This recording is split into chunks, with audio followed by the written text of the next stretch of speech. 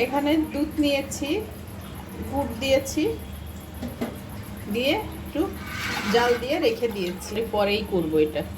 5টা এলাচ আর দারচিনি দিয়ে দিব। পিঠেগুলো আগেই বানানো হয়েছে, দেখেন কতটা ঝরঝরে। সব দিয়ে দিব একসাথে।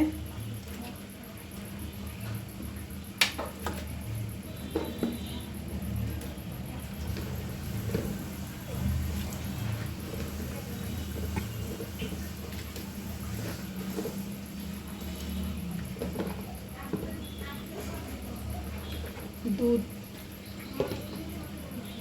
অনেক পিঠে বানানো হয়েছে।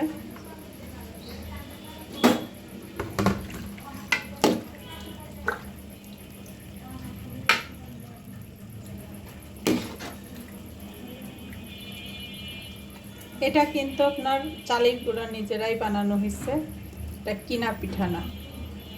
কিন্তু তাড়াহুড়োর জন্য ওইটা দেখাইতে পারলাম না।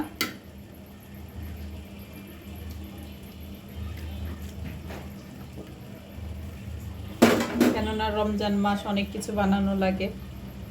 একে রেখে দিব, 2-3 ঘন্টা পরে আবার আপনার নিয়ে খেতে পারবো, নরম দেখাবো আপনাদের সাথে। আসসালামু আলাইকুম এভরিওয়ান। আজ ভাবলাম যে একটু পিঠে খেতে ইচ্ছে করলো, তা ইফতারির পরে আগেই দুধ জ্বালিয়ে রেখেছিলাম, তা পরে এবার ভিজিয়ে নিলাম।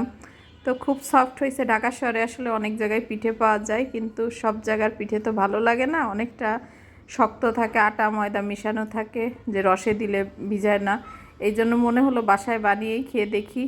তো একটু কষ্ট হয়েছে, কিন্তু ভালো হয়েছে, অনেকটা সফট, খেতেও মজা। তো এই